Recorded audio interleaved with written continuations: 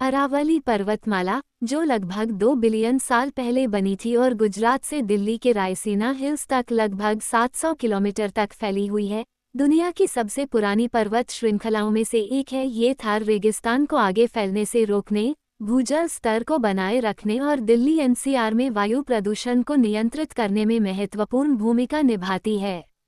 हालांकि मोदी सरकार अरावली की एक नई परिभाषा लेकर आई है, जिसके अनुसार 90% पहाड़ आधिकारिक तौर पर अरावली नहीं माने जाएंगे। इस नई परिभाषा के तहत केवल 100 मीटर से अधिक ऊंचाई वाले पहाड़ और 500 मीटर के भीतर 2 या 2 से अधिक अरावली पहाड़ों का समूह ही अरावली माना जाएगा। यह एक घोटाला है, क्योंकि पहाड़ों की ऊंचाई समुद्र तल के बजाय आसपास के इलाकों से मापी जाएगी, जो अक्सर पहले से ही 100 मीटर से ऊपर होते हैं। इस कारण अरावली के 90% से अधिक पहाड़ इस नई परिभाषा के मानदंडों को पूरा नहीं करते।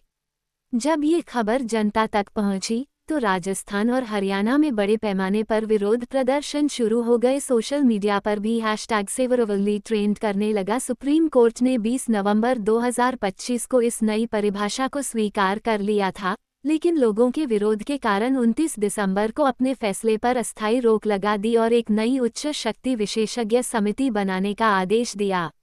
अरावली का विनाश मरुस्थलीकरण डेजर्टिफिकेशन को बढ़ावा देता है, जिससे उपजाऊ भूमि बंजर हो जाती है। ये दिल्ली एनसीआर में वायु प्रदूषण को बदतर बनाता है, क्योंकि रेगिस्तान से रेत और धूल उड़कर आती है। 1328 to 1346।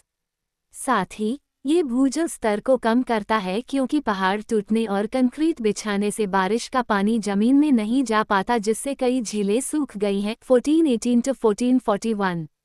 अरावली के विनाश से मौसम के पैटर्न और बारिश पर भी नकारात्मक प्रभाव पड़ा है। 1443 to 1500। इस विनाश का मुख्य कारण पैसा, रियल एस्टेट कंपनियों, खनन कंपनियों और राजनीतिक दलों का हित है। पतंजलि समूह जैसी कंपनियों ने अवैध रूप से अरावली की जमीनें खरीदी हैं और अवैध फार्म हाउस, वेडिंग वेन्यू और रिजॉर्ट्स भी बनाए जा रहे हैं। खनन माफिया भी बड़े पैमाने पर अवैध खनन में लिप्त है, यहां तक कि डीएसपी सुरेंद्र सिंह जैसे अधिकारियों की हत्या भी की गई है। 1149 to 1208 श्लोक। 1968 से अब तक राजस्थान में अरावली के 25% पहाड़ पूरी तरह से गायब हो चुके हैं। सरकार ने 24 दिसंबर 2025 को एक प्रेस विज्ञप्ति जारी कर अरावली में नई खनन लीज पर प्रतिबंध लगाने की बात कही। हालांकि ये सिर्फ सुप्रीम कोर्ट के पुराने आदेश का पालन है और लोगों को गुमराह करने का एक तरीका है। केंद्रीय पर्यावरण मंत्री भूपेंद्र यादव ये दावा कर रहे हैं कि नई परिभाषा से 90% अरावली सुरक्षित रहेगी, लेकिन इसके समर्थन में कोई सार्वजनिक डेटा नहीं दिखाया गया है। कई प्रभावशाली व्यक्तियों और सामग्री निर्माताओं को सरकार का बचाव करने के लिए पैसे दिए जा रहे हैं और गोदी मीडिया भी अरावली के विनाश के लिए माहौल बना रहा है।